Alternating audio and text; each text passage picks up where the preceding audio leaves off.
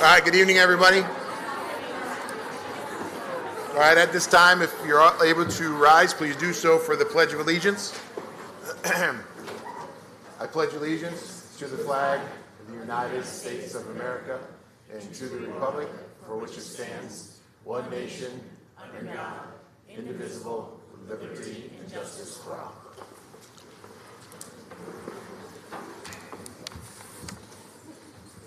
All right, well, good evening, everybody. Welcome to week 2 of budget season. At this time, we will open up the first hearing privilege of the floor. First hearing privilege is a total of 30 minutes. We try to ask everybody to stick to a 5-minute policy unless you've asked beforehand. I know there's a bunch of student athletes here tonight, so we appreciate you all coming out tonight. I've heard maybe a couple of you are a little nervous to step up to the podium, so I would just tell you what I've told kids forever. Just close your eyes, take a deep breath, let it out slow, walk up, tell us who you are, where you live, and what you've got. Mr. Denny of the Teacher Association had requested some extra time, so he will be speaking first. Thank you. And I'm nervous too, guys. Good evening. My name is Jeff Denny, and I'm a 5th grade teacher at Lincoln Elementary School and a member of the leadership team for the Scotia-Glenville Teachers Association, known as the SGTA. I currently serve our SGTA members as the Vice President for Elementary and as Chief Negotiator.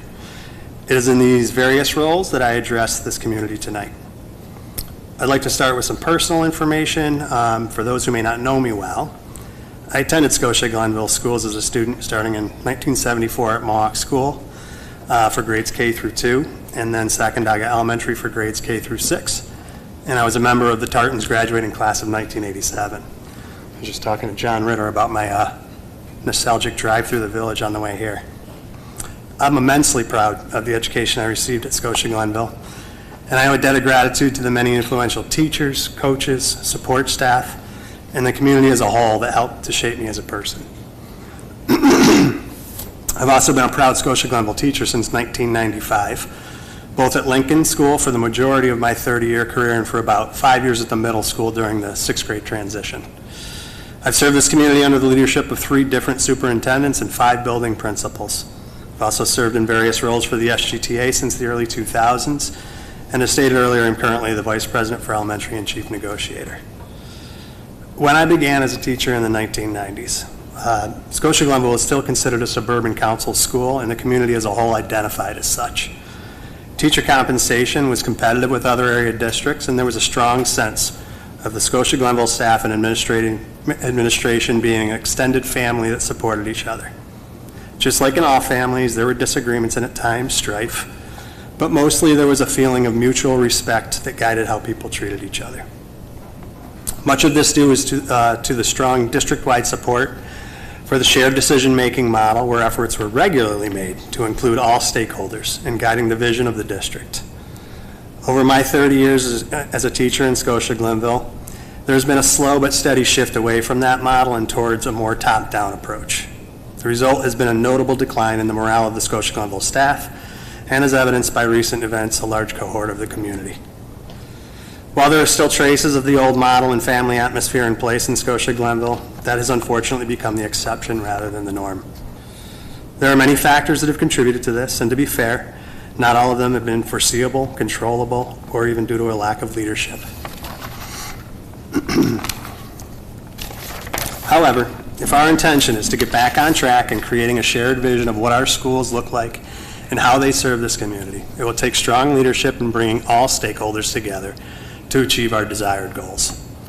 Last week, our SGTA President, Sarah Hoffman, spoke about the need to work together, and to the credit of the administration and the board, the response was positive and efforts are starting to be made in reaching out to the staff on the front lines to see what the needs are.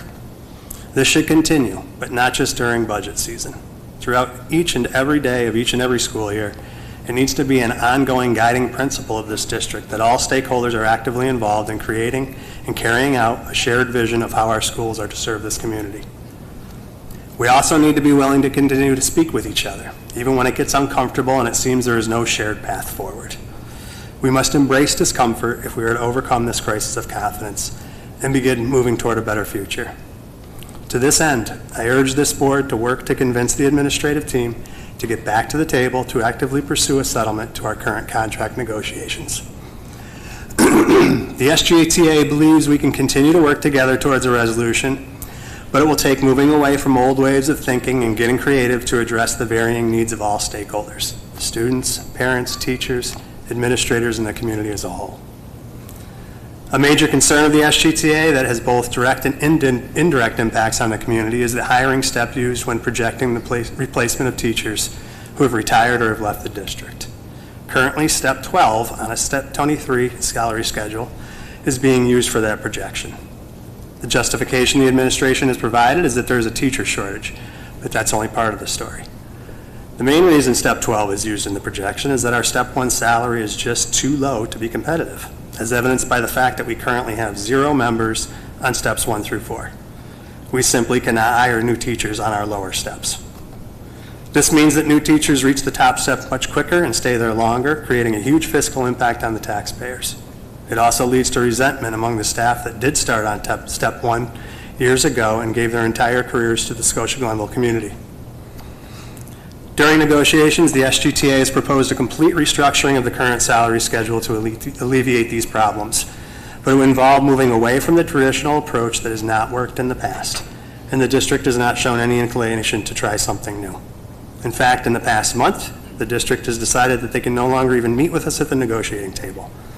They've decided the only way to reach a reasonable settlement is to file for impasse and bring in an outside arbitrator. Filing for impasse has become more and more common by the administration during negotiations, and it further erodes the relationship between administration and staff. We hope there is a change of heart when it comes to our current round of negotiations, and a sincere effort is made to get back to the bargaining table. Our teachers, our community, and most importantly, our students deserve better. They deserve a future where educators feel valued, where collaboration is prioritized over conflict, and where the stability of our schools is not left in the hands of outside arbitrators. We remain hopeful that the district will choose a different path, one that fosters respect, trust, and a genuine commitment to working together. I'd like to conclude by saying this. I have been and continue to be a Scotia-Glenville Tartan, a proud one. I identify as a Tartan both as someone whose entire learning career prior to college took place in the Scotia-Glenville School District, and as a long-term staff member who has dedicated 3 decades to teaching here. I've experienced many ups and downs during my time in Scotia-Glenville, which I realize is the case in all of life. But over the past several years, it has been quite discouraging to witness the steady erosion of confidence in each other as stakeholders, who all have something meaningful to bring to the discussion. It is my sincere hope that we can round a corner and get back to what has traditionally been the best thing about being a Scotia-Glenville Tartan: the ability to work together in good times and bad, to find a shared vision for the future, and to work cooperatively in meeting the needs of all those districts this district serves. Thank you.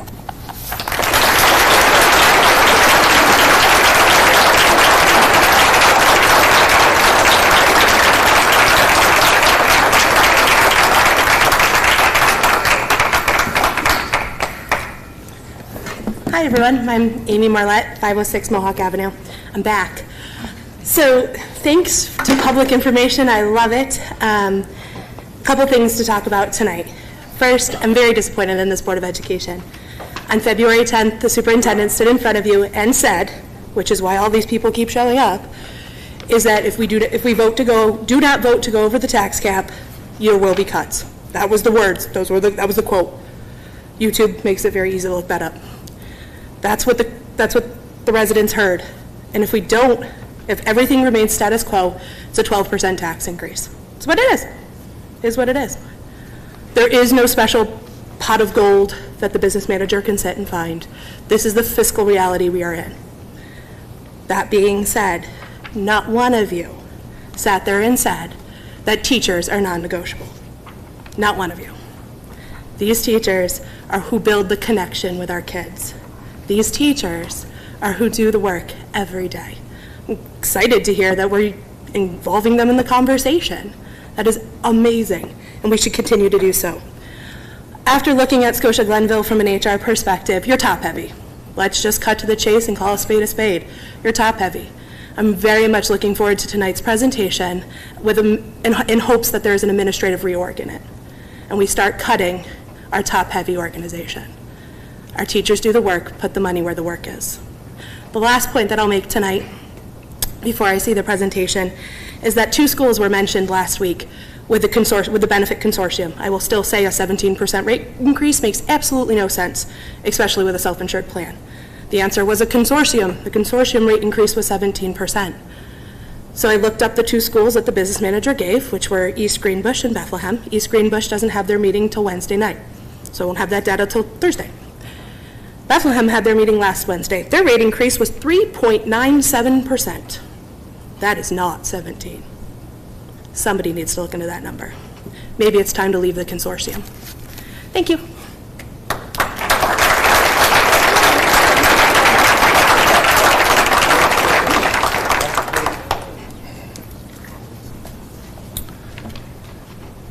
Members of the board and everyone else in attendance, especially all the athletes that's made it out tonight, good evening. My name is Dan DeWitt. I've lived in Glenville for over 20 years, been a part of the Scotia-Glenville school system for over a decade, but never thought I'd find occasion to get off the couch on a Monday night to address you. As it turns out, hearing some comments diminishing the contributions of a person whom I steadfastly believe is indispensable to our student athletes' growth and success is that occasion. That person is our athletic trainer, Mike Benise. Mike, I'm sorry, I'm still not sure I'm pronouncing it correctly. I have 2 sons in the Tartan sports program. Both play football and lacrosse. I've contributed my time in any way I can, whether it be as a scorekeeper, end zone camera operator, water boy, or volunteer coach. Additionally, my schedule allows me to see a significant amount of practice across both sports. My time in these roles, and also as a sports parent, has brought me into contact with Mike an absurd number of times, and I know through both observation and personal experience what he brings to the table. Simply put, I know what Mike does for this program, and I want others to know as well. He arrives early to ensure that any athlete who needs attention gets it, whether it be a simple tape job or more involved therapy. This is so kids can merely practice that day. He hustles back and forth to simultaneous practices as needed, which is probably a lot more than you would think. I've lost count of the number of times I, a coach, or a player has frantically yelled, "Mike!" during a game, and he's come running to administer aid. I've seen him act as a de facto trainer for the opponent because they didn't have their own trainer on hand. Any parent who has seen their child get injured knows that helpless feeling that instantly comes with it. Now imagine how much more magnified that feeling, or how much worse the damage, if we didn't have a trusted medical professional on the sideline. When my son Max fractured his knee during his first year of modified football, Mike not only tended to him and told us to go to Ortho New York, he acted as an intermediary to smooth over the process. He called and texted on a regular basis and advised me on treatments every day. I can't prove that it was Mike's intervention that got Max back to the field by the end of the season, but I believe it. My other son, Nate, is a senior, a captain of the football team, and a 2-way starter on the offensive and defensive lines. If you know football, you know that it is a grueling task. A lot of people don't know this, but he battled a back injury for the majority of the season. He gritted through it, but I saw him at home. He was in intense pain. The problem is that he loves to play, and the thought of missing a game is anathema to him. Mike worked with him every day before and during practice and gave him various exercises to do at home. When necessary, on really bad days, Mike would limit him. Nate hated it, but he would hate missing a game far more, so he listened. Mike checked in constantly and varied his approach as needed. I was on the sideline for every game and knew how much Nate was hurting, but with Mike's guidance, he didn't miss a snap due to injury. And I can guarantee you that without Mike's help, he would have missed games. On a team that was already thin due to injuries and other factors, we would have been even worse off. I wouldn't presume to speak for anyone else, but I would bet that there are plenty of parents and players who could give similar testimonials. Ultimately, we should all be on the same page when it comes to the health and safety of our athletes. It's pretty easy to preach team play, hard work, and physical sacrifice in the name of Tartan pride when it isn't our bodies on the line. Our athletes need to know that if they embody those principles, leave it all on the field, and get hurt, that they aren't on their own. That is our responsibility. To do otherwise is patently unfair and would inevitably have negative short and long-term effects on the program, including more time lost due to injury and lower athlete participation. Budgets are an inherently zero-sum game. I don't envy anyone who has to make these decisions, and I empathize with those who may be negatively impacted by them. All I ask is that the decisions are made with all of the information on hand, and that such a crucial role not be cavalierly dismissed as a non-factor in our athletes' success and well-being. Mike's role deserves as full and fair consideration as any other because he has more than earned it. Thank you for your time.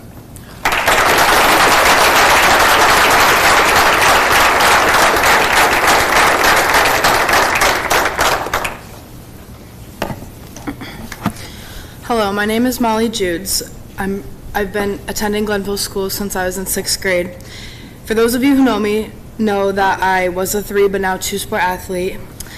And tonight I want to talk about something that is essential for both the safety and the success of our high school athletic programs. Something that often goes unnoticed but is absolutely necessary is having an athletic trainer. High school sports are more and more competitive than ever. Athletes are pushing their bodies to the limit, training harder, playing longer seasons. With that level of commitment comes an increased risk of injury, which makes having an athletic trainer not just helpful but a necessity. For the past few years, Mike has been our first line of defense when it comes to injury prevention and treatment. Whether you're an athlete, a parent of an athlete, or a fan in the stands, you've probably seen firsthand how quickly injuries can happen. In those crucial moments, proper treatment can mean the difference between a short recovery and a long-term issue that can affect that athlete's future in sports. In all the time I've worked with Mike, I don't think I've seen him take a second to breathe. His training room is always full of athletes seeking treatment, advice, or simply guidance on how to take better care of their bodies. He's not just someone who tapes ankles and hands out ice packs. He's the person we rely on when things go wrong. At the beginning of my junior year, I broke my foot playing volleyball. I went from urgent care to urgent care, not getting the help I actually needed. One facility sent me home with a blurry x-ray, and another one sent me home with a non-weight-bearing cast and didn't even give me crutches. I was emotionally stressed and physically in pain when my parents and I reached out to Mike. It was his day off, and he took the time to call us back and tell me exactly what I needed to do. Within an hour of that phone call, I was at the right facility, and I was put into a proper cast. In that moment, showed me something very important. Not only does Mike work on the clock, but he works off the clock too. He doesn't show up for us because of a paycheck. He shows up because he cares, and it's what he loves to do. For those of you who are girls volleyball fans, you may remember the night one of my teammates landed wrong after a serve, and she tore her ACL and dislocated her knee all at once. I was standing right next to her when it happened. While my teammates and I immediately ran to stabilize her, I quickly realized that no one else in that gym had the proper training or knowledge on how to handle the situation except for Mike. Without hesitation, he rushed in, assessed the injury, got her the help she needed almost immediately. Even with limited resources, he did everything he could, keeping her calm and reassuring her through the pain. She didn't even cry. I've never seen someone so brave in such a difficult moment, and that, in part, was because of Mike. Personally, I've struggled with severe back issues as a teenager, and it's something that's been very frustrating at such a young age because even doctors don't always have quite a clear answer on what to do. During my sophomore year, during my softball season, about halfway through a game, I moved the wrong way, and suddenly everything from my hips down went numb, followed by shooting pains. I couldn't walk and I couldn't move without excruciating pain, and in that moment, I had felt completely hopeless. But within minutes, Mike was at the field working his magic. He got me laughing, he got me comfortable enough to get to the car and to a doctor, preventing what could have been an even more serious situation. If he hadn't been there, we probably would have needed to call the ambulance because neither my coach, my parents, nor anyone else in the stands would have known what to do. The truth is, without an athletic trainer like Mike, our sports programs would not be the same. He keeps us safe, he helps us heal, and he gives us the confidence to keep playing. Athletic trainers are not a luxury, they're a necessity. They are the ones who make sure that when we push our bodies to the limit, we can do it safely, knowing that if anything happens, we are in good hands. I think I speak for many here today when I say that getting rid of Mike would be one of the biggest mistakes this athletic program could make. His impact truly goes far beyond taping ankles and handing out ice packs. He is the person that us athletes trust. He's the one who shows up for us no matter what, and he's the reason that so many of us have been able to continue doing what we love. And without him, we lose more than just a trainer, but we lose a crucial part to our athletic community. So to Mike and all the athletic trainers out there, thank you. Thank you for your hard work, your dedication, and your unwavering support for us athletes. We wouldn't be here without you today. Thank you.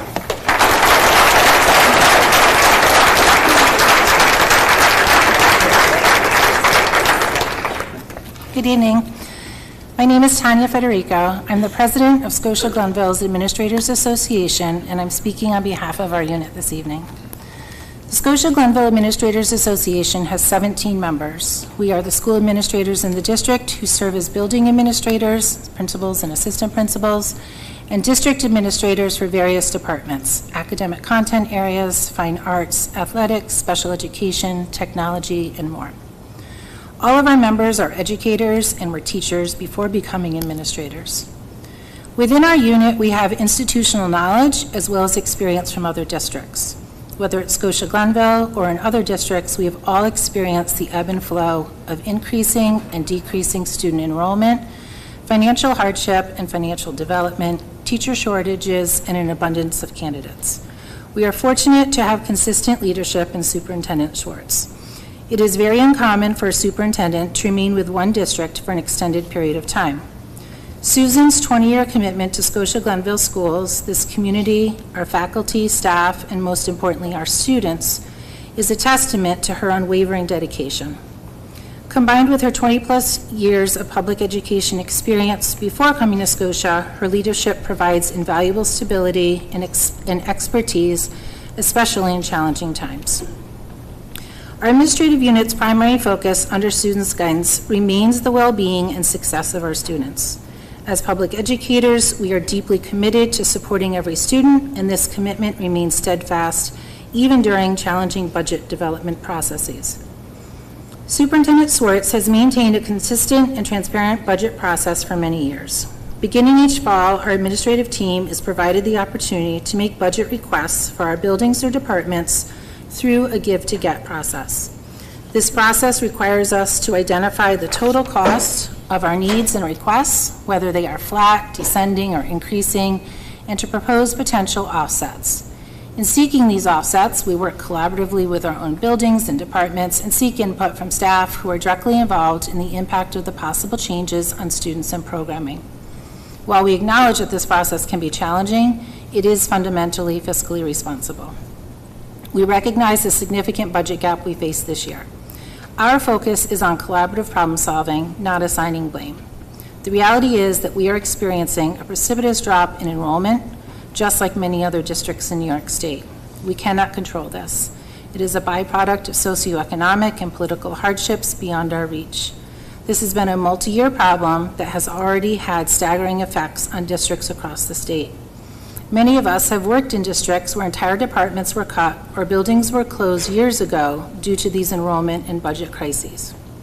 Here at Scotia-Glenville, Susan has consistently prioritized doing no harm as it relates to student programs and staffing. We are committed to identifying efficient and sustainable solutions that prioritize student needs and programs, while systematically reviewing all buildings, levels, departments, and units. Focusing on solutions, our Administrators Association has signed an MOA with the district pertaining to our membership in the Capital Area Schools Health Insurance Consortium to address the rising costs of prescription drugs. We remain committed to working with the Board of Education, Superintendent Schwartz and District Office, faculty, staff, and families to ensure the best possible educational experience for all students in Scotia-Glenville. Thank you.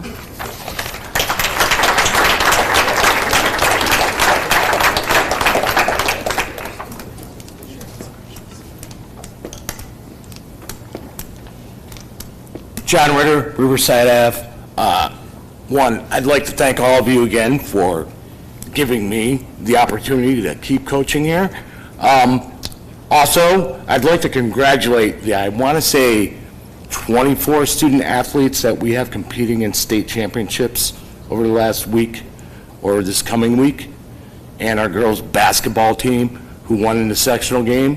4 girls on the all Foothills team, and Ms. Cooper, who made the all-sectional team.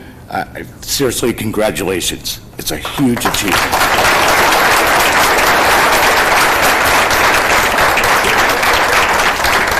I, much like Mr. Denning, grew up here. We lived about a 1-minute walk away from each other, another 1.5-minute walk away from Mr. Crow.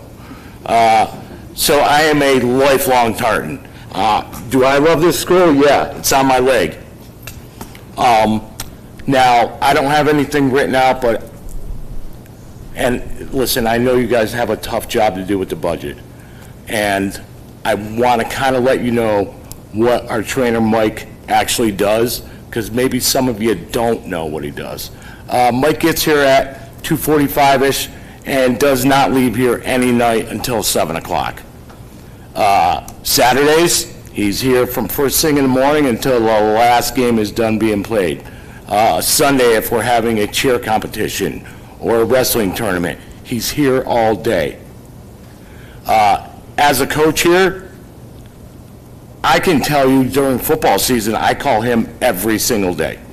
I have a kid with some kind of injury darn near every day. They're not big injuries, but with what we have to do as coaches, I don't always have another coach with me. I can't leave my kids there to go get a bag of ice. Yeah, unless I bring an entire team from, from right outside here up to the high school, get the bag of ice and go back. And I know it sounds like not a big deal, but it is a big deal. He is literally there for everything. I'm going to give you an example with my own nephew. 5 years ago, we were playing Glens Falls. We had 5 major injuries in that game. We had a broken foot, a broken ankle, 2 torn ACLs, and an MCL. Went through all that. Mike quite literally got 3 of those kids in ortho that night for us.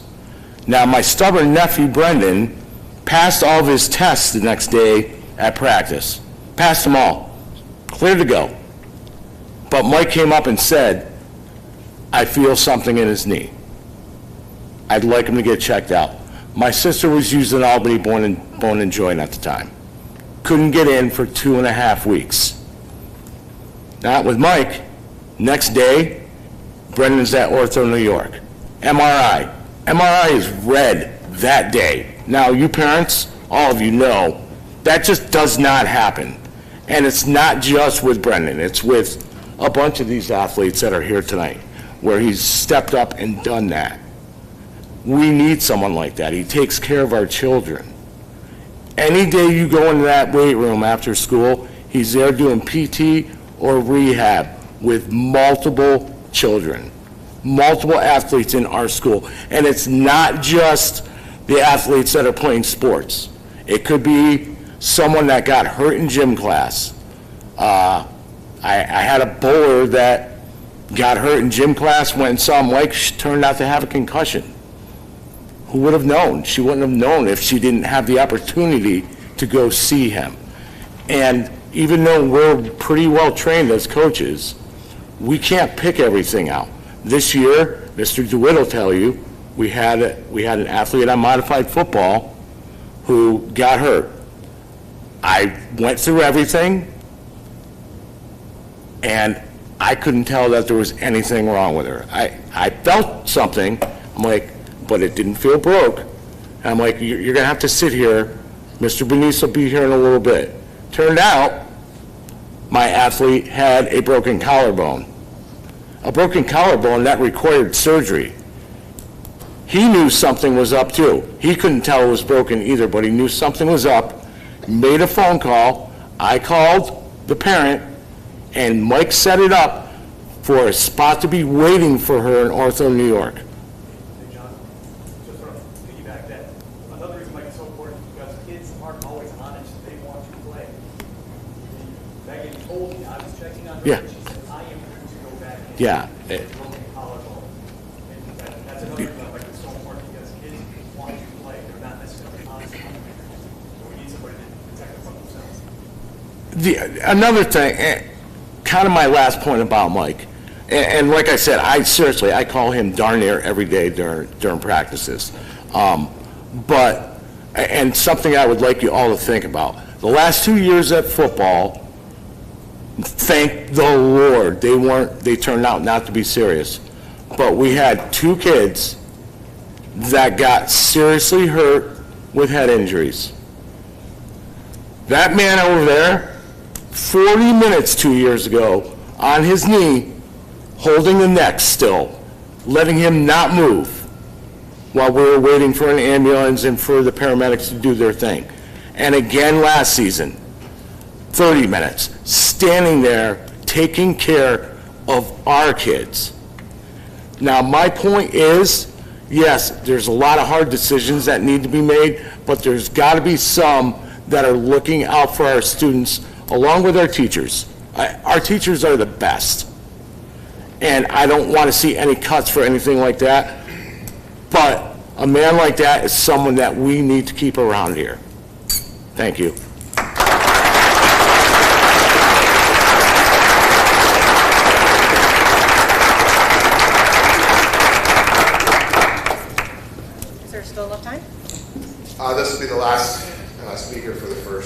Okay. Good evening. I'm Maura Crystal, 1177 North Road. I wanted to speak on last week's meeting when it seemed several people spoke out about whether we have a need for an athletic trainer. And I want to convey how disappointed every single parent of athletes that I have spoken to are about that fact. While I don't want to see anyone within the district lose their job or even be repurposed. I'm a former teacher, so I agree, they don't get paid enough. But I feel compelled to come speak on the need of having an athletic director athletic trainer in place. With a senior 3-sport athlete who will end her year with 14 seasons of varsity level volleyball, basketball, and softball, and a sophomore who just completed his first year of varsity basketball, we have experienced the highs and the lows of school injuries, from minor sprains and abrasions to potentially significant arm and knee injuries.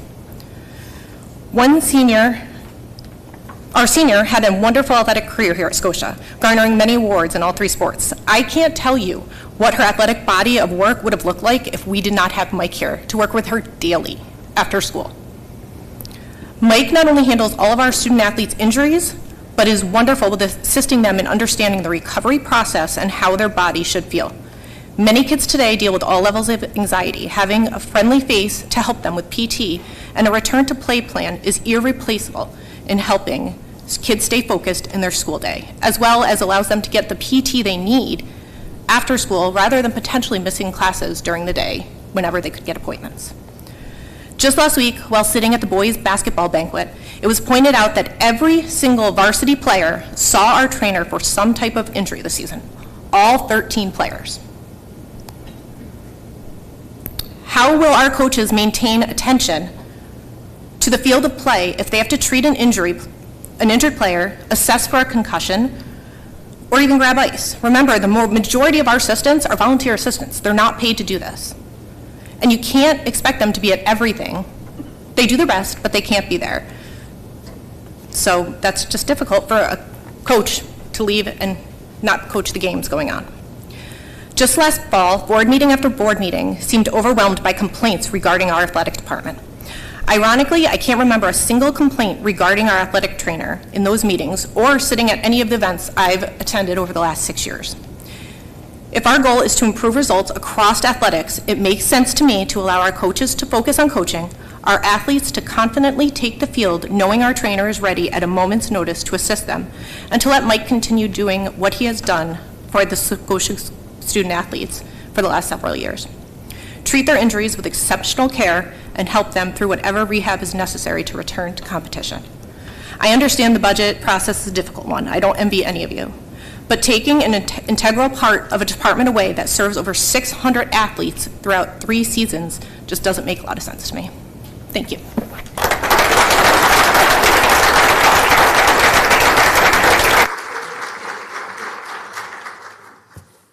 All right, the board thanks everybody that took the time to come up and speak tonight. So that'll close the first hearing and privilege of the floor.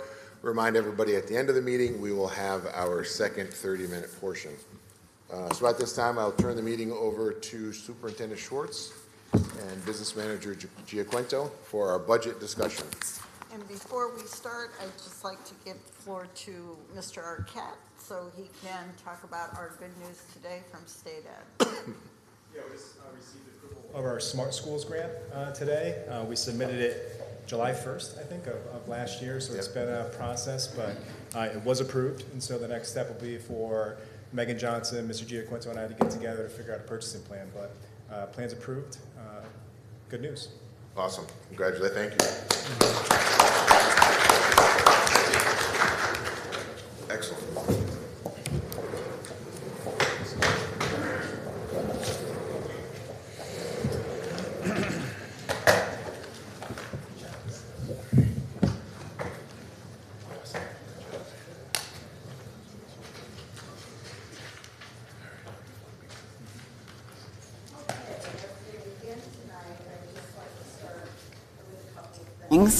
There is a plan to improve Scotia-Glenville's graduation rate. Board members, I left you a copy of that at your places today.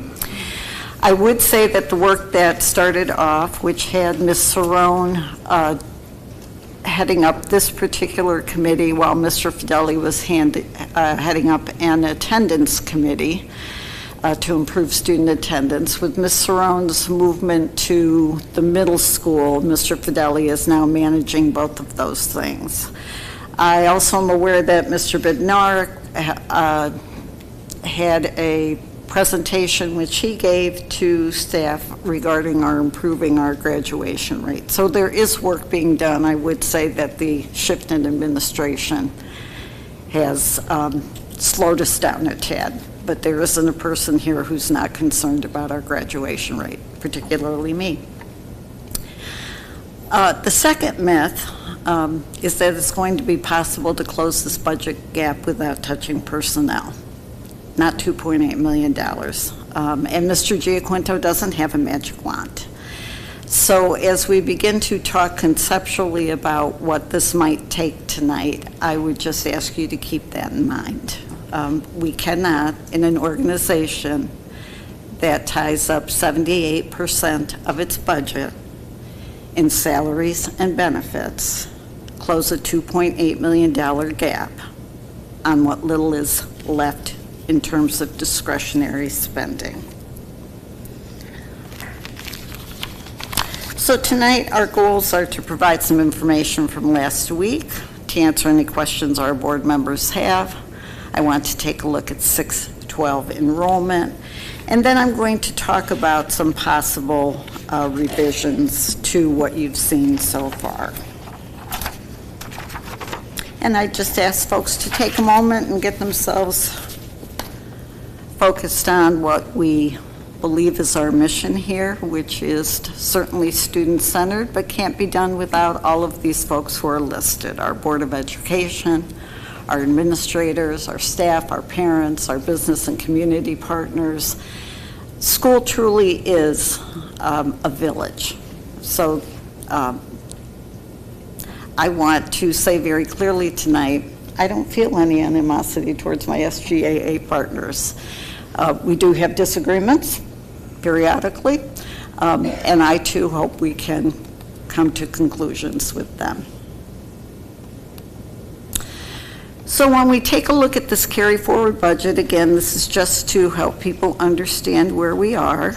We talk about our expense increases, our state aid, which is relatively flat, pilots, decreases in reserves and interest. Drew's been through this with you. Gets us to that 2.8 figure. We talked about what those drivers were, and I'm going to ask Drew to talk a bit more about health insurance for us tonight.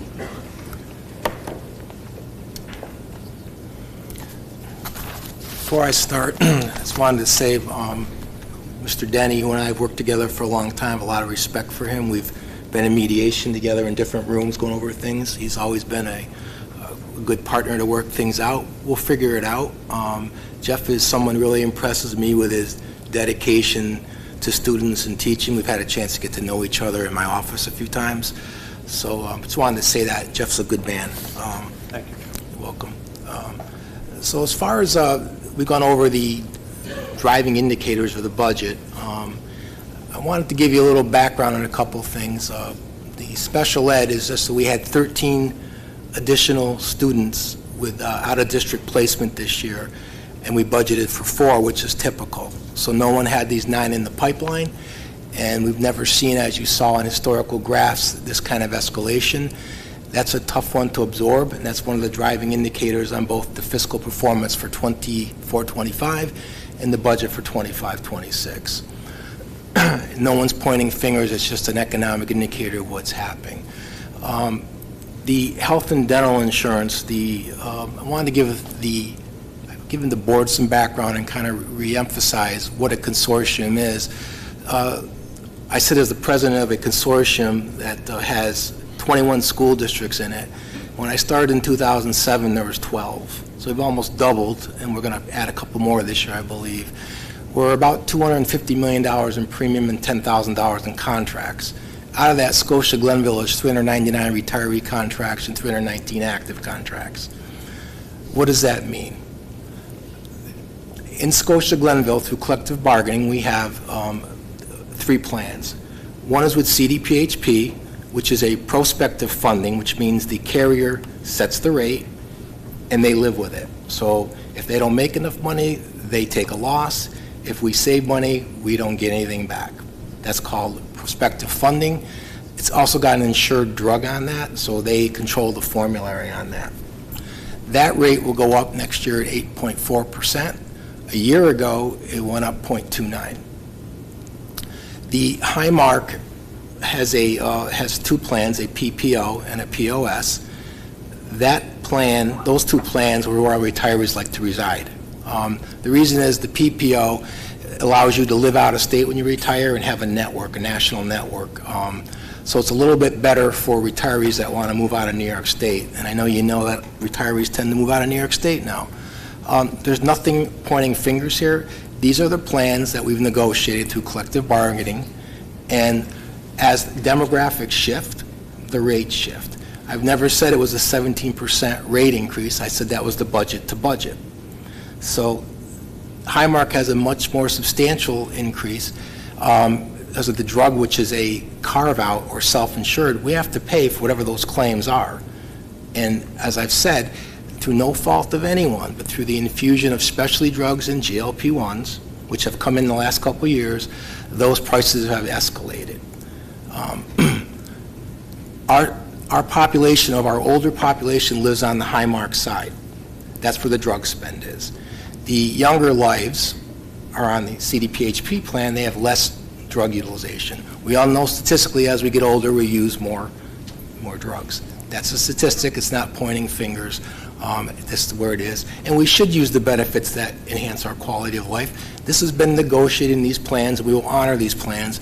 And I work all year with Cash to try to figure out ways to control these price increases without taking away benefits or increasing co-pays or deductibles.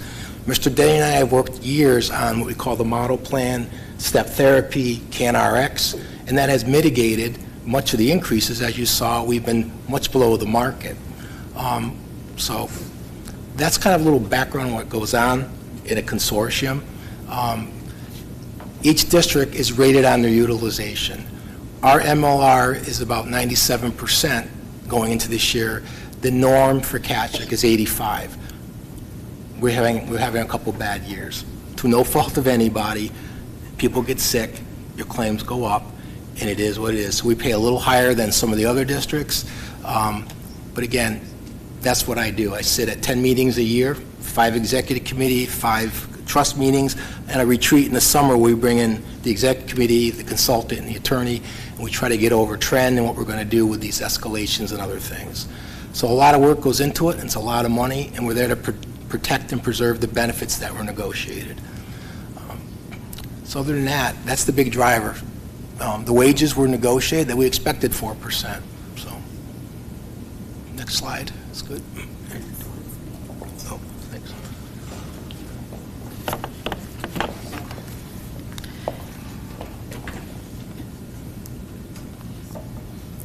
So last week we talked about negotiables and non-negotiables, and this is part of why I had said to you in my earlier comments, we're not going to get to 2.8 million in reductions on these things. It's just not going to happen. So I'd like board members to take a look at that. If I've misrepresented anything you've said, please speak right up. We did have people talk about making sure we took care of teachers and staff members. So there were certainly folks who see those as non-negotiables. There are certainly folks who would like us to keep our SROs and our athletic trainer. No arguments here. But I would just remind folks that we are in a pretty tough spot right now. And so we are going to have some what I think will be less than happy discussions. Going back to what Drew had said, I'd also just like to remind folks when people have said to me, well, why don't you just change everybody's health insurance? We can't just change everybody's health insurance. We have 6 negotiating units here, 6 separate contracts. All of those folks are in Cashick. because they're all our employees and we're in cash check. But the reality is we are going to honor our contracts. I feel very strongly about that. I know Mr. Giaquinto feels very strongly about that. I know that's our responsibility. We will honor our contracts to our employees. And I wouldn't have it any other way. But that means we don't just change things. Anything that we do is a change that has to be negotiated. So even as we talk about a free market health plan, which we are talking to some of our units about now, and that I believe Ms. Federico referred to having signed today, those changes have to be negotiated. We do not impose them on people, just like we don't impose salary changes on people or working conditions. And I feel good about that. We honor our contracts here, all 6 of them. And the board should take pride in that, and I know I do. So Mr. Singh had asked me to provide a roll-up of class sizes by grade level for this week, so that's what I've done here. Now, you'll notice a couple of things, and before we begin, I have to say these things because I'm a teacher first, and still am a teacher, although at the collegiate level. So I certainly recognize that every class has unique characteristics. And it's not just the number of children sitting in front of you, but also what those children bring and need. So I am well aware of that. You could have a class with 12 children. I sometimes think of some of our self-contained classes. That is incredibly challenging because of the needs of those children. And you could have a class of 30 students who, because they are all typical general education types of students, this is not to say that they aren't unique students. All our students are unique. But they could come with a different set of needs. So I also want to say out loud that I understand that class size in and of itself is a factor and a point of data. But until you really know who's sitting in front of you, you can't just assume smaller is better and bigger is bad, or vice versa. It really is going to depend on children. That's why we offer the supports that we do to our kids. I also want to just say tonight, many of you know one of my hopes and dreams for our district is that we have a preschool, or at least UPK, Universal Pre-K, that I am very much committed to getting our youngest learners here. We have about 140 identified 3- and 4-year-olds. I desperately, desperately want to bring them to a school. Desperately. At least 4-year-olds. I can wait for the 3-year-olds. That's not an easy thing to do, and currently our state allocation for each of those children, when we talk about funding, is just over $5,000, which doesn't get us enough to get a teacher. You know, we've been working on this with Niskayuna and Brent Hills, and we will continue to work on it. But when I tell you that I'm really not interested in closing a school this year, that's part of it. I still dream. My vision for this district is that we can reach out and start with our youngest learners. Most research will show that kids who enter school having been in preschool get off on a little bit of a more solid footing than students who just come to school. That's not surprising. They have some of those what I call school behaviors. It's not so much the academic piece, but it's knowing what you do at school to help them out when they enter as kindergartners. So that is a vision that has been with me since I came and stays with me now. The second part of that vision for me, I want to bring our kids with special needs back from wherever they are. That's a heavy, heavy lift, and I know that. But I would much rather have our children in programs here with my own teachers and my own support staff than in programs in other places. Now, is it because I think those programs are bad? Absolutely not. There are great programs. But we could have great programs right here too, right here in Scotia. But that's going to take a lift to bring some of those kids back here.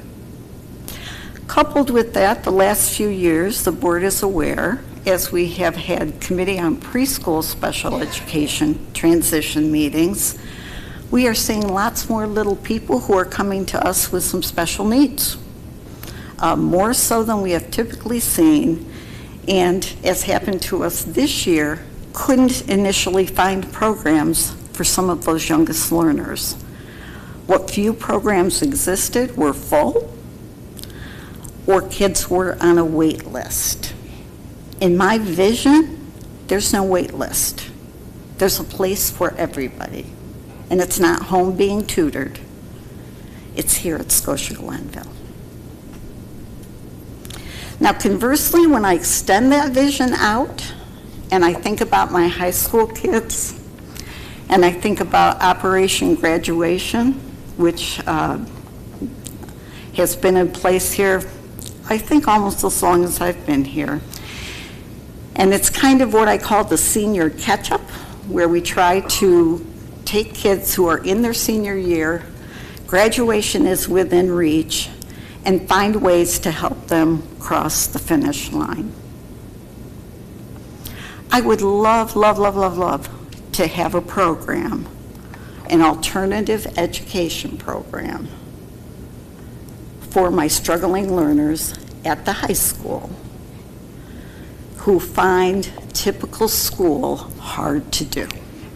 For whatever reason. Maybe they're out on their own, they're an emancipated teenager, maybe they've been couch surfing at a friend's house, maybe they have a lovely, beautiful home life, but they just don't really care about school.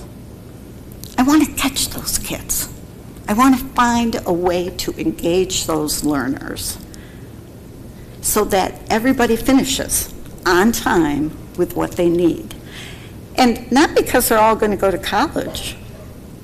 Happens to know we have lots of kids in CTE programs, close to just over 65, I believe, right now. And I want kids to have that opportunity. When we had our first civics capstone project, which was a job fair, they weren't colleges there. They were people who are looking for skilled workers, people who are willing to train. If you've ever been trying to find a plumber or an electrician or someone who can work on your home, those people are really hard to come by. There are lots of opportunities for kids. I want to find a way to engage those kids who are not engaging with us, for whatever reason, and make school an important place to them so that they want to be here. Even if they're not kids who excel academically or play athletics or are part of the music program, drama. Maybe they're just a kid who comes to school every day. I want those kids. I want them all. I want them here with us. So when I say to you, I don't want to close a school, I certainly understand our declining enrollment. As I shared with the board, out of the 600 and almost 40 school districts, at least 608 of us are facing enrollment declines across the state of New York. I do know we've got to look at this differently. We have to think about this differently. We have to think about whose needs we aren't meeting efficiently and effectively because we don't have unlimited resources. And we have to be willing to make some changes to do that. Holding on to everything for the sake of holding on to everything is not going to serve our students well. Not today, not tomorrow, not in the past. Now, I will tell you, I've had a couple of colleagues say to me, you know what your mistake was, Susan? You should have closed a school 10 years ago. Or at the very least, you should have closed it right after Mr. Zlontner's presentation about our continuing to decline enrollment. I don't want to. If I'm directed to close the school, we will. We will. I know how this works. I don't want to because I envision what we can be, what we can do, what the possibilities are. But we're going to have to start thinking about how we retool what we're presently doing to be able to get there. The last thing I want to point out to you on this slide is right now we have 48 sections in our elementary schools. Next year, based on what we currently know, we could have as few as 42. Now, I don't want to do that. Again, that's when we start talking about closing a school. But I also understand that there are some realities here, that this might lead us to move some students, to start talking about transitioning, to dig in a little deeper about what we might do with kids and how we might do that. And I also just want to point out that at this point in March, we know about 138 kindergartners. That would be the smallest class we've seen. Now, typically, Mr. Arquette has done some study of this for me. We pick up somewhere between 10 and 15% more between now and the start of school in September. So those kindergarten numbers, which do not include at present children with special needs, that's why there are no green numbers there, are certainly subject to change. I promised we would take a look at secondary enrollment. And again, acknowledging those same things I've mentioned before. Small classes don't equate to easier times for teachers. Larger classes don't equate to harder times for teachers. It's really going to be about the mix of students. So I give you an example. You have a class that has 18 students, but 8 of them don't want to be there, and they're failing. That's going to be a whole lot different than a class that has 20 students or 25 students who could not wait to get into that class, could not wait to take it. So I am aware of the challenges when we talk about average class sizes. So what we're looking at here are this year's low class size, the highest class size, and what the average looks like. And I picked English, social studies, math, and science, although I have the data for all of it, all of the courses, because everybody's got to have 4 years of English, everybody's got to have 4 years of social studies once you hit the high school, 3 years of math, 3 years of science, and of course we want people to take 4 years of math and 4 years of science, not 3 years. But this at least gives you some ideas of what our class sizes are looking like. So if I look at that English 6, a low of 13, that could be a co-talk class, a high of 29, the average is 23. 29 is the outlier, 13 is the outlier. That's how you can interpret this. I've grouped 9 through 12 together because we have so many options for kids, especially as seniors, once they are through the, what I would call the more state curriculum-driven courses, options. So I've grouped all of that together. But that gives you an idea of English and social studies. And there's math and science, same thing. Once students hit the high school, we have classes we call singletons. Those are classes that only run once a day. So A student's schedule is they really want that singleton class. Everything has to be built around that. We have co-taught classes, and students are beginning to get more choice.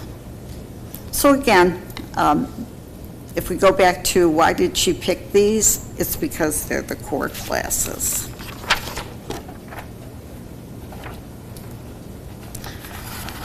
Drew, I'm going to start this, and then you jump in if I leave anything out. Okay. So here are the revisions that we are thinking about at this point. If you ask me to tell you who this is going to affect, I can't do that right now because, one, I need to know whether you support this, and two, I always talk to people who are going to be affected by these decisions, and clearly we didn't do that since last week, both because I don't know whether you would support this and also because of the timing. So here's where we would start revising. We would talk about our attrition through retirements. You know, we've had 8 teacher retirements and 2 TAs. That does not mean that a teacher who retired, that their class, whoever their class would be, isn't going to exist next year. It could very well mean we're going to take someone, remember when I talked about 48 sections to 42 sections, and someone's going to shift into that job. So I want to be very clear about that. We're not talking increasing class sizes. We're talking about utilizing staff. Support staff reductions, an administrative restructuring, buildings and grounds, PPS restructuring, unfilled leaves of absence. We have a number of folks who are out on child rearing leaves, for example, or have requested a year's leave. Some of those positions we won't fill. The position will continue to exist. It will be in the budget because those jobs are what are called encumbered. They belong to somebody. But if we don't fill them, that is a way for us to start working towards surplus next year. And as the board knows, since every year we use just over $4 million in fund balance to plug what I lovingly call the donut from the year before, we have to have a way to build surplus. We're looking at some BOCES reductions. Those are services we purchase through BOCES. As Mr. Arquette could share tonight, we've had our Smart Schools grant approved, so we're looking at some IT reductions that could be traded district funds versus Smart School funds. Part or all of one school resource officer, our very successful Learning Leaps program that we've offered, which we were able to offer through our federal money after COVID. That money has dried up. Mr. Giaquinto's gone back and looked at supplies, and we have found some savings there. So if we were to do all of these things, we would reduce that 2.8 by 1.9. Okay? So that's, I need to know if conceptually, I'd like to hear from you tonight, if conceptually you could support this. Drew, I'm going to give it back to you to talk about how that does. You didn't want to talk about interest income, 35,000? No. Okay. No, that's all right. So you can see the revision to the expenditures is 1.9 million, which then goes from a 6.22 carry forward to a 3.4, or a $2.2 million increase instead of 4.1. So the tax levy then would be reduced by the reduction in expenditures and increase of revenue to drop us from 11.79% tax levy increase to slightly under 6%. The tax rate would drop from 10% to 4.33%. I'm sorry. So the gap to the cap now goes down to 912,522. We started the carry forward, which was basically the economic look at what it took to carry everything forward. It goes from 2.8 to 912, so we've cut that by $1,905,035.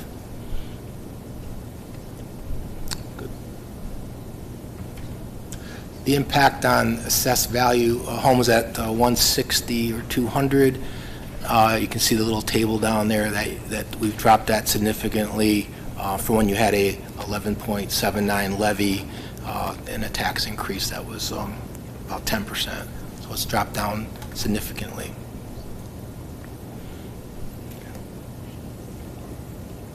And then right now we still have the anticipation of bringing a proposition to retrofit the bus garage so that we can actually put in charging stations for electric buses.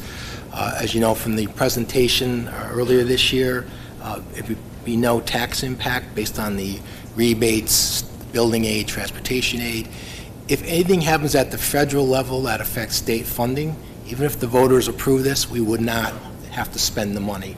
This is all contingent on 0% impact on the local taxpayer. So if any funding falls apart, we won't do it at this point. Thanks.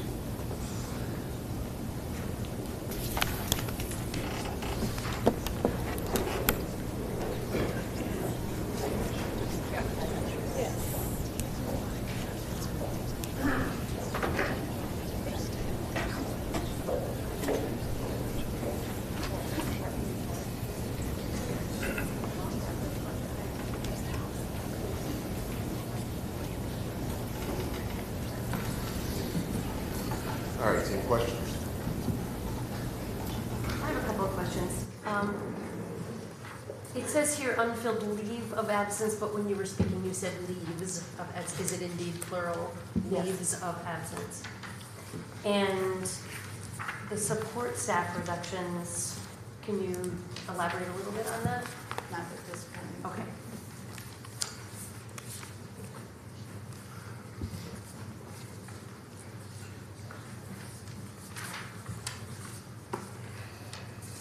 Again, I appreciate the opportunity to speak to folks myself, as I did when we went through this in 2016. We're not quite here yet. Susan, can you talk louder? I can't hear you.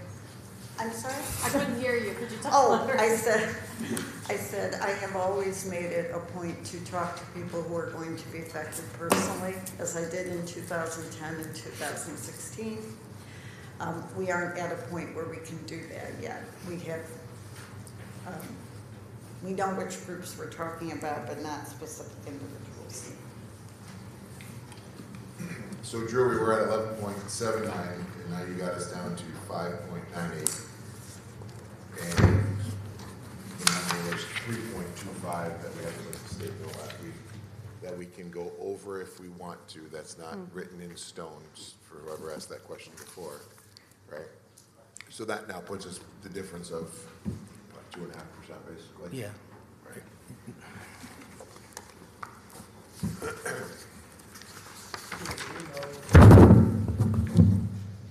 The SRO reduction, or possible reductions, at 1 or 2, the whole thing, on the sheet here? The school resource officer, is that for both or 1? Do we know, or do we feel we'll be okay with 1 throughout the whole district? I would say that certainly the principals I've talked with about this feel 1 would be better than none. Mm-hmm. And that, yes, we could manage that. Depending on where we end up, it could be 1.5. But when I go back to what you folks gave me last week, the only thing, and there was not perfect agreement on this, but one of the things that people were willing to perhaps let go was the SROs. So I went where you gave me some guidance. Yeah, thank you. And you weren't in agreement everybody at the table did not agree with that. There wasn't really anything that everybody agreed to. No. So as far as yes or no goes, don't we have, I believe, the town of Glenville is year to year, but didn't we sign a contract with the village for 3 years, I think, a couple years ago or a year ago for grant money? Yeah, I think we did that. The town was year to year, but the village was a 3-year grant money that we had got, that I believe they pay half, we pay half, I think.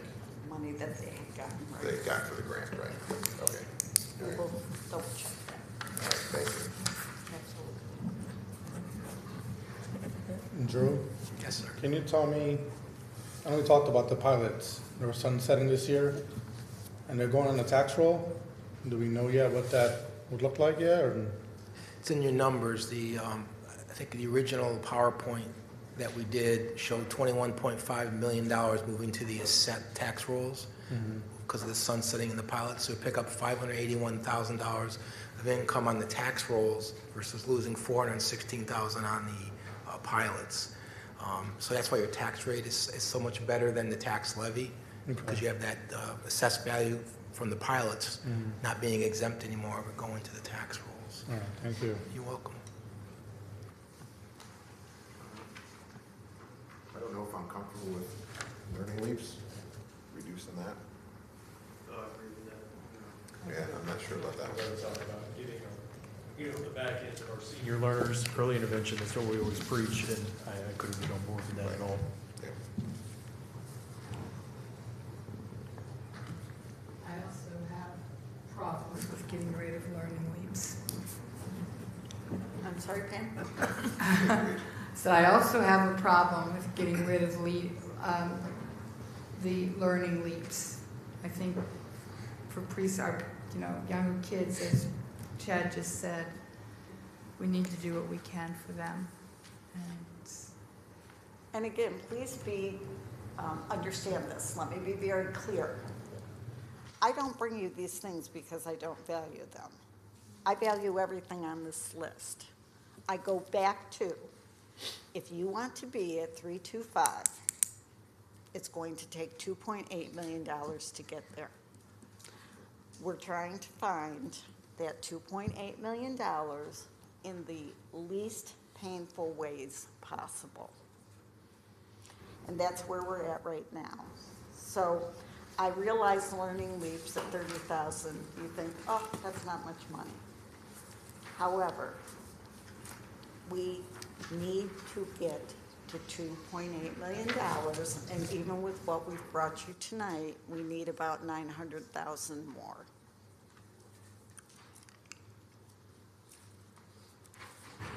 To get what we currently have minus this list. It would be this list, plus we need another $900,000 to get to 325. And there were many of you who wanted to be under that.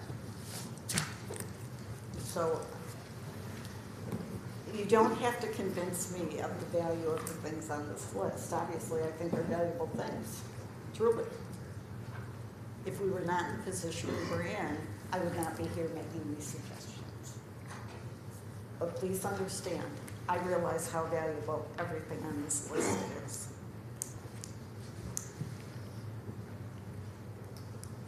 With the special ed, you had said that the reason it increases because of additional students. You mean brand new students, correct? So these were students that we were not aware of before, that now they're new to the district, and as a result, we want to provide them with the services, A, that they're legally entitled to, but also we want to make sure they have it. All right. So I'd like to talk about the insurance piece a little bit. I appreciate you explaining the plans and what you've done with respect to the plans. Drew, did your consortium, for lack of a better word, shop around to look at other plans with other insurance carriers? Well, the collective bargaining identifies certain plans, so the plans of the consortium are the CDPHP EPO and the Highmark POS and PPO. We use our collective purchasing power to negotiate rates with them based on trend, utilization, and administrative costs that the carrier incurs. But that's what we do. like I said, $250 million of premium, 10,000 lives is the collective power, purchasing power of the CASHIT consortium. Okay, but say outside the consortium, say we wanted to look at other plans, is the consortium tried to see if there's any other, is there something, I'm a little confused as to what's tying us to these plans, CDPHP and Highmark, is that because of the collective bargaining agreements we have in place? Or is it because of something else? Some school districts have the specific plan identified in collective bargaining, some don't. But these are the carriers that have been selected through process with CASHIT. So there's no MVP, like you can go outside for like an HMO if you want in the district and do a community rated plan, MVP, their districts can do that, carve out some of that. But for these certain plans, you have to go with CDPHP and Highmark. Okay. Are our collective bargaining plans specifically identify these plans as the plans to be used? Some are, some are. Which agreements require these to be the plans? I'd rather get that to you, but I'd rather speak ad hoc on this. Is there anything we can do with these plans that are here that, and I understand that you have to get approval through the everything has to be negotiated with each of our collective bargaining agreements. I understand that. But is there anything we could do with these particular plans to maybe decrease the amount? So some consortiums have gone to what they call high deductible plans. We don't have it, we have, don't have co-insurance, we don't have high deductible plans. So we have to honor what's been negotiated, and we should. So to answer your question, everything is negotiated, the formulary, the path, the contributions towards prescription drugs, towards employee contribution. So the only way you decrease costs is to take away benefits, increase co-pays, increase co-insurance, increase deductibles. That all has to be negotiated. So we live within those CBAs. There's nothing wrong with the collective bargainings. We have to honor those, and So even if we went to say another, as a consortium said, hey, I want to go, I'm just using MVP just because you used it, we'd still have to go back to our unions, our associations, and they'd still have to agree to that, correct? And because we're experience rated, the carrier is going to charge, it's going to be the same within dollars. The claims are going to follow the rating. So I use the example of the drug use. The older we get, the more the utilization is. If we took away the other plan that has the high utilization and moved them to the other plan which has a lower drug rate, it's going to catch up in a year. The claims are going to follow the person. So there is no magic wand as far as when you're experience rated. And thank you.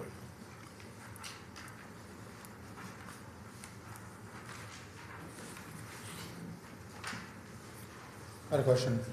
Susan, I'm looking at last week's PowerPoint for class sizes for this year, and the one you got me, thank you for this.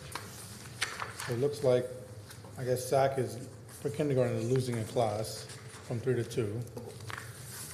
Lincoln's losing, not losing, but it's still staying with one kindergarten school class, but first grade is now, obviously, goes down.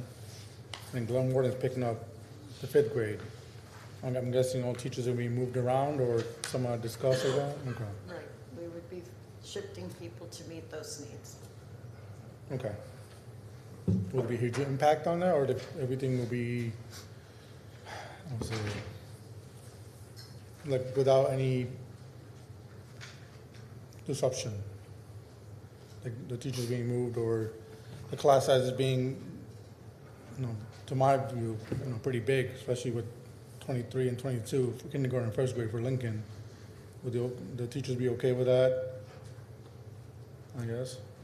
Again, I'm sure everyone would like smaller classes, to take that 23 and make it 12 and then 11. If that's what folks want us to do, then we will have to look for that reduction somewhere else. All right, thank you. Going to the class sizes, the number in green, is that in addition to the numbers in black? It is the children who are in the self-contained programs at present, so they have a separate teacher, and then they are included for part or all of the day in the gen ed programs. Thank you. And those are multi-grade level classes, K1, 2, and then 3, 4, 5. So Claudia, right? Or Mark? CPSE, those children are coming, they're having what's called their transition meeting from CPSE to CSE, Okay. Committee on Preschool Special Ed, to the Committee on Special Education. So that's where those determinations are being made. Towards the end of this year, or? Yes. Okay. Yes, this year for next year. Yes. Yes. Thank you. They're in the midst of those meetings now. Thank you.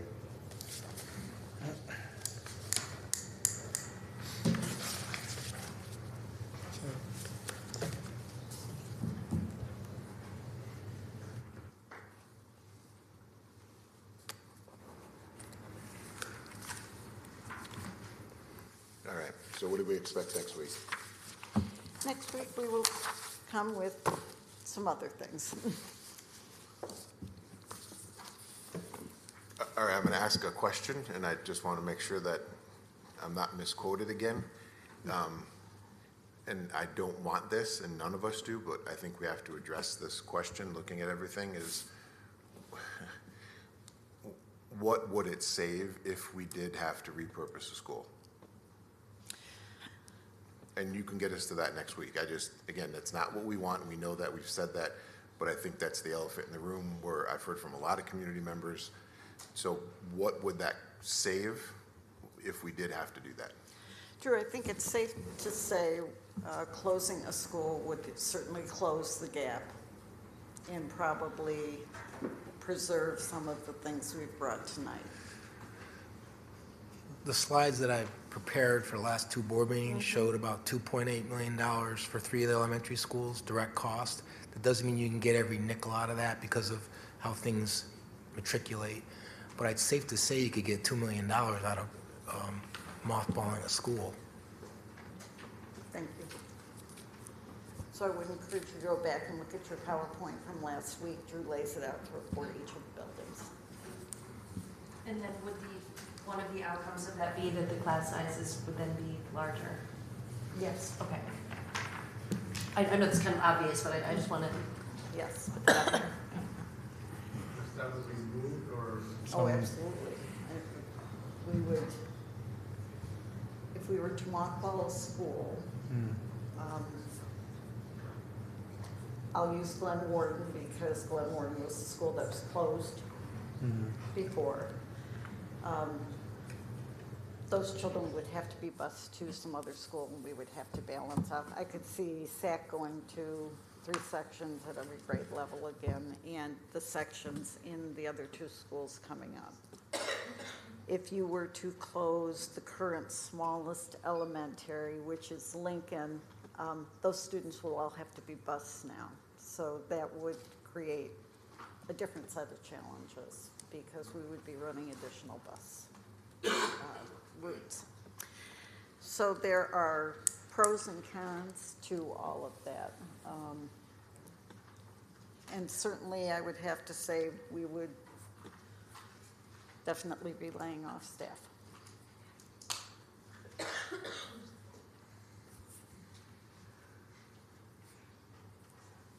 Not that there won't be some things occurring along those lines, staff reductions as is. I know I'm going to be sorry that I asked this, because as soon as you say it, I'm going to be like, oh yeah, but can you tell me what PPS is? Pupil personnel services. Okay. Thank you.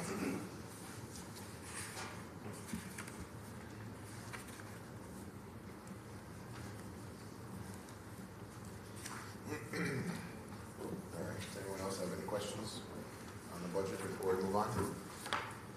And if you'd like, next week, since it's just a budget work session, we Right. can present that information about closing a school again. Thank you. Sure.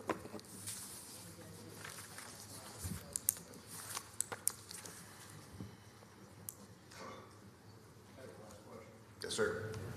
Susan, could you clarify, excuse me, admin restructuring, what that would mean? Look at some internal shifts and potentially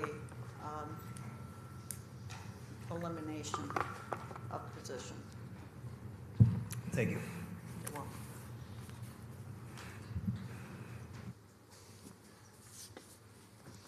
Anyone else? About your Mythbuster piece. And I appreciated the fact that you said that there is a goal and plan in place. But with respect to the 84%, has there been any sort of study or something how we ended up at that spot? Like what's been going on that has made us decrease over the years to get to only an 84% graduation rate? Would you like to respond? Yeah, part of the work that the high school has done is to look at those students who should have graduated and did not, and try to do a post-mortem as to why they didn't, and try to problem solve that position. That's what the plan and action plan are centered around. Will we be getting some sort of, not today because I'm putting you on the spot, but are we able to get some sort of report on that, like what's happened? Sure. Absolutely. Great.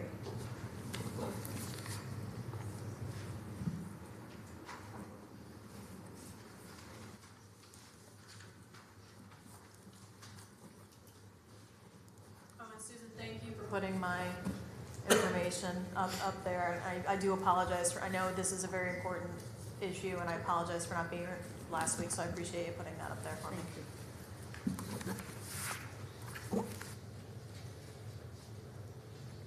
All right, if there's no more budget questions, we will move on to a discussion on the student board member. And I'll turn it over to Mr. Arquette at this time. Sure. So starting July 1st of 2025, all public schools must have a student board member, a non-voting board member.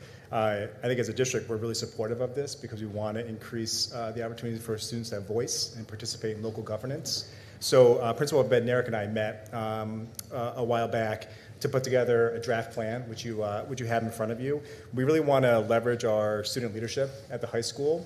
And so Mr. Bednarik was going to task the Student Senate with providing a small group of current sophomores and juniors who the Student Senate feel would best represent the high school.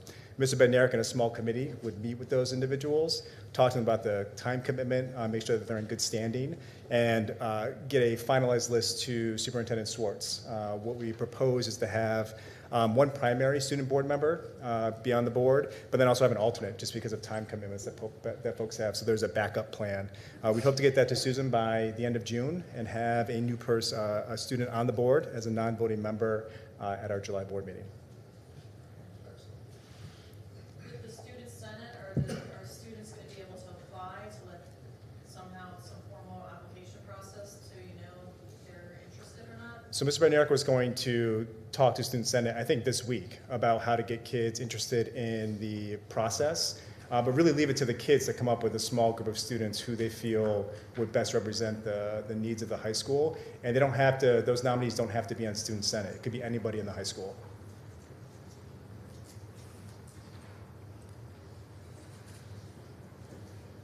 So my suggestion would be, although this document says draft on it, that if the board can support this for this first round, and we'll see how it goes, and then certainly there are other options for how you might choose. Yeah, I fully support it, especially if they don't have to be a student Senate member. Yeah, absolutely. I'm fully supportive. I support it. Got a lot of head nods. Full support, absolutely. I'm going back to what Kimberly said. I think there should be some way for kids to let Student Senate know that they're interested. They don't have to, Student Senate doesn't have to pick those kids. But if there's students out there who are sophomores and juniors who are interested in this, I think there should be some way to collect their names for Student Senate to consider.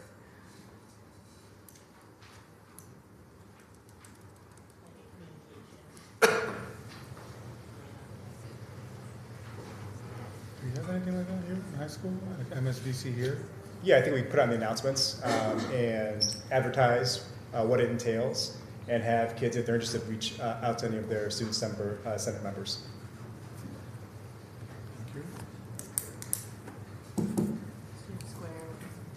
Yeah, Parent Square, Student Square, yeah, absolutely. I know we've received an email about that already, so good, excellent. Any other questions for Mr. Arquette? All right, moving on, thank you. Reports, updates. Kim, I won't forget you this week, legislative. Yeah, it's been busy. First, that there is a list of proposed cuts in front of the House Ways and Means Committee in Congress, which includes a $12 billion reduction in school meal funding. I don't know how fast that'll go through or not, but it could affect us if that does go into play. The New York State Attorney General, James, she issued guidance supporting DEI because the federal government had put out some particular requirements. But the Attorney General has said that, in her opinion, the executive order is not appropriate, for lack of a better word. So we just need to keep an eye on that with respect to what we're doing. We have a new school holiday, June 6th, and I actually was going to ask is how that is going to play on our calendar, because we are supposed to start it this year. I'm going to totally mispronounce it, but it's Eid al-Adha. ADH is the last. Eid. Thank you. I apologize. So has we figured out yet how that's going to be addressed? Well, this year, in 24-25, we moved our superintendent's conference day, as did many schools, so students are off for Eid. Under the teacher's contract, actually under all of our contracts, if that's a religious holiday that you personally observe, you're not charged for that day. Going forward, Eid is a holiday that moves on the calendar, so I believe that it's not going to be a problem for us next year. Right. Yeah, and I noticed that it looks like the Asian Lunar New Year is not going to affect us on next year's calendar either, because it's on a weekend, it looks like. So, all right, that was it. Thank you. You're welcome. Thanks, Kim. All right, moving on to PTA. All right. Council meeting is coming up. Date right now, but anyway, the 13th is the faculty basketball game at 6:30. It'll be at the high school. So I got that going on. Next Tuesday is Founders Day dinner, so I know most of us will probably be there. And the science fair was last Thursday, which I think some of us was there and turned out great. I think good kudos to all the kids that came up with all those crazy, beautiful displays. So it was pretty awesome. I liked it. And I was told that Teen Town for March was canceled due to lack of chaperones. So bummer for the kids. I know my kids enjoyed. So I think the PTA would appreciate that next month. They're doing it again in April. If you see an email go out for chaperones, please sign up. I'll sign up also. So they can use all the help they could get. I think it's only 2 hours for that night, whatever night. I can't remember what day they have set for in April. So other than that, Fun Friday starts first week 1 of Fun Friday at Glenville starts this Friday. So look forward to that. And I think that's it. I just wanted to add, just as council president, I really appreciate our staff coming out to support the staff game. Glad that's something we can bring out, so I really appreciate that. Thank you.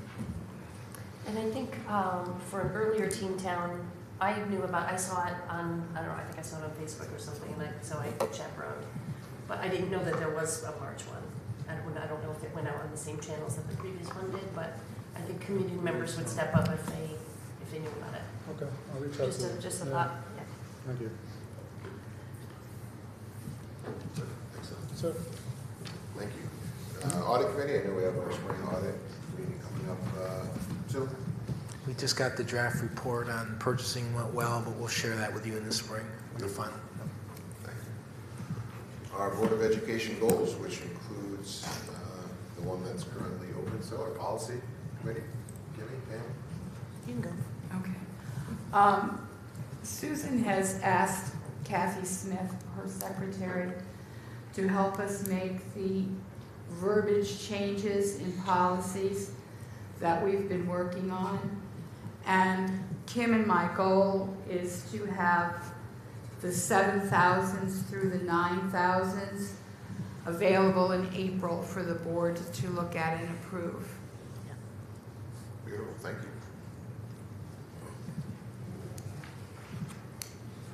I think Pam and I are meeting next week to go over a few more.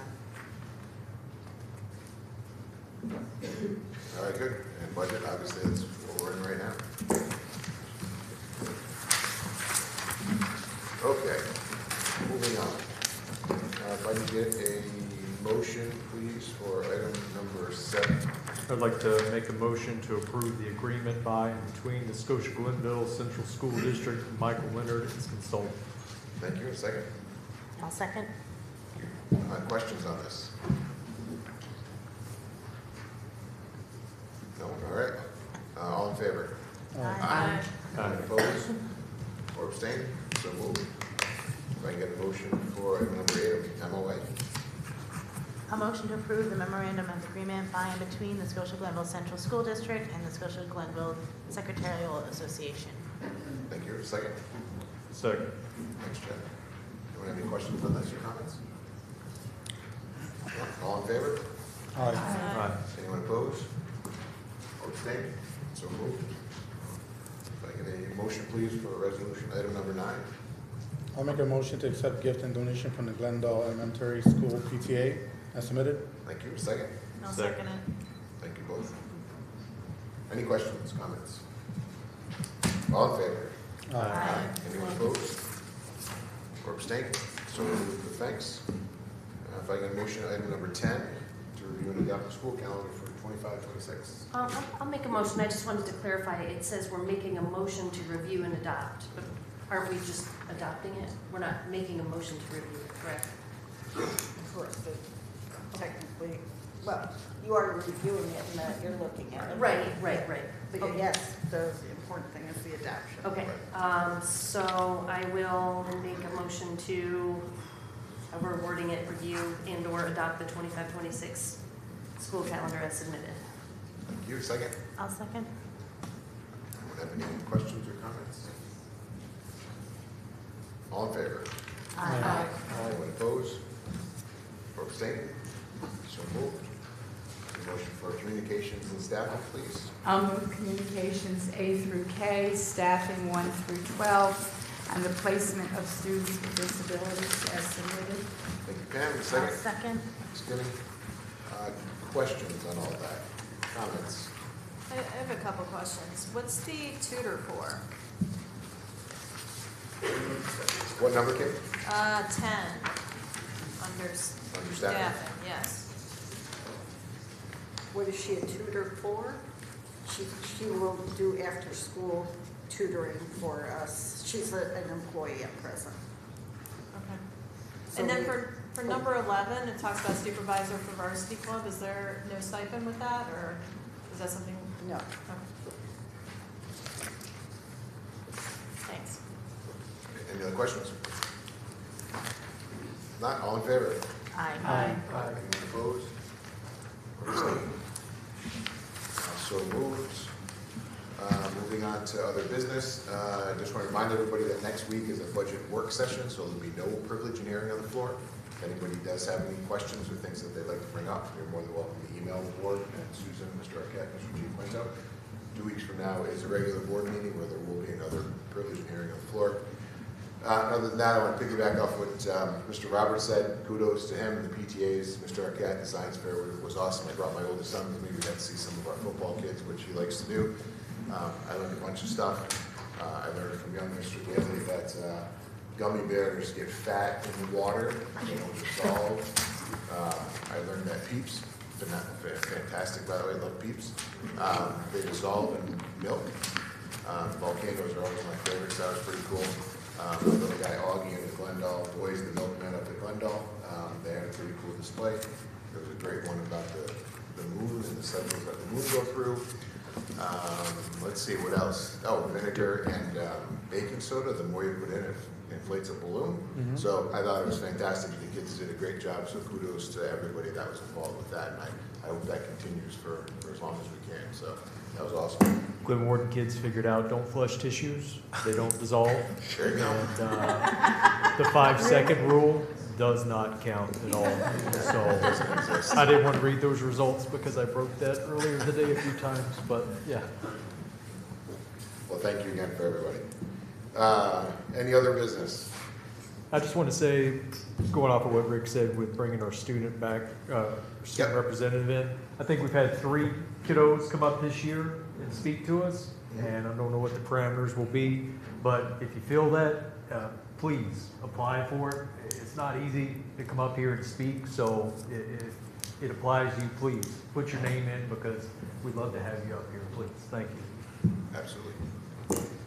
I just wanted to mention that this Friday, the high school is having its first dance outside of prom in probably almost 10 years, I think. And about 220 kids have bought tickets, so we're very excited to see how that goes.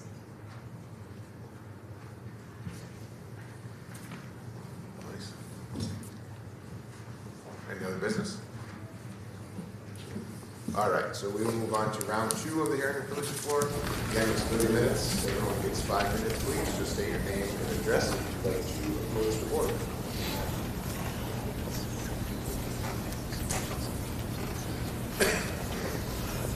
Hi, I'm Christine Lemp, 1036 Tomahawk Trail. I'm back again. And I have nothing prepared because I was here to support my son, who's here to support the trainer. I could go on for days about how much I love Mike, and his wife knows it, so it's okay for me to say this. And I just think that this many athletes who are here on a Monday night, some of them who have to leave because they legally can't drive in 15 minutes, are here. I think this just shows how much we need Mike. I am the mom of 2 athletes, one who Mike had to help us tell him that an injury was season and high school ending. As you all know, as parent tells you that, it's the worst thing, but Mike helped emotionally, not just physically. And I think everyone spoke. I can't top what everyone already said about him, but I want to piggyback on what Nichter talked about. Not Nichter, they didn't talk. Ritter talked about. If we have to get rid of Mike, which I would not be happy with, what's the answer? I sat and watched 2 athletes on the field, and as Ritter said, we waited 40 minutes for a kid with a head injury for an ambulance to show up. And they couldn't figure out how to get on the field. They drove around the field. And then this past football season, I don't know how long we waited, he's here, but thank God he's okay. But Mike was there. We waited, I think it was at least 20 minutes or so. What's the answer? If we don't have Mike, 40 minutes, that's life or death. Who's going to do the AED if someone gets hit in the chest? Like, what are we going to do? And I wasn't even planning to talk about this, but the SROs, that professionally, like, I pray to God we never need them. But if we do, that's a shame if we have to lose them. I work with SROs every day. I know he left, but it would be a shame. I pray Scotia-Glenville doesn't need them. I know we need them, but I think we all know what I'm talking about. We need them on a daily basis, fight, support, stuff like that. But God forbid we hit the news for something big and we had to cut our SROs. So I guess my question for you is, what's the answer? Thank you.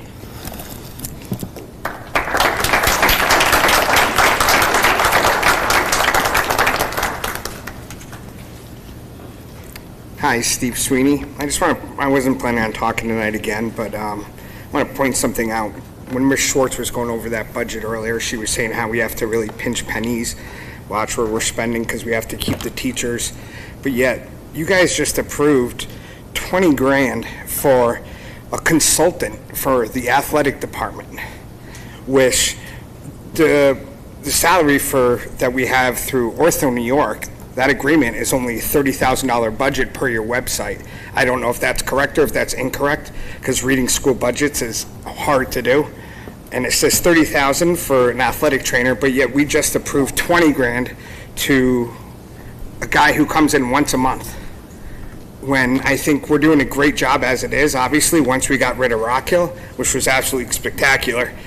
And we have people like Janetti, Mr. Janetti. Ms. Tabano's doing a great job. We have so many resources that we can use without having to pay for. Mr. Arquette, I see you looking around. You've coached. You know about sports. You're a great resource to have. Hal, you too. We don't need to be spending out of the district. And I just think if we're going to pinch pennies, everything needs to be looked at. And not just to say, oh, that's just 20 grand. Get rid of it. But yeah, every single one of you on the board tonight voted for that. Thanks.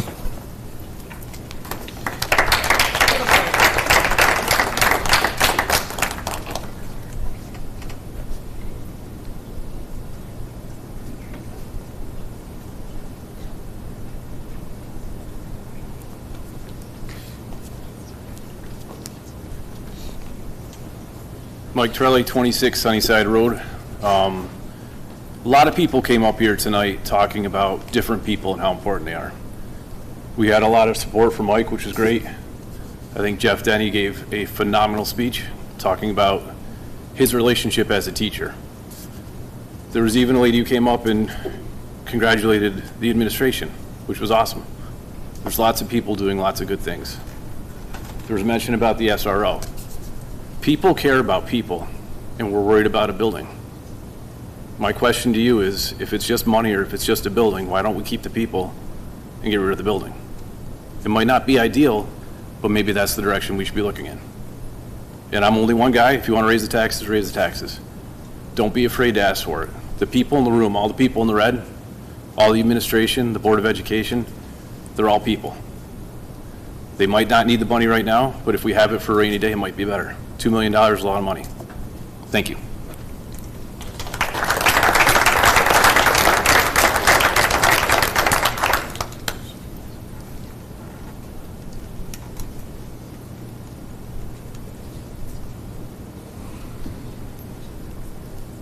All right, if there's no one else that would like to address the board tonight, I will close the second hearing of the privilege of the floor. Thank everybody for coming tonight and ask for a motion to adjourn. Thanks, Kim. In a second. All in favor? Thank you. See you next week.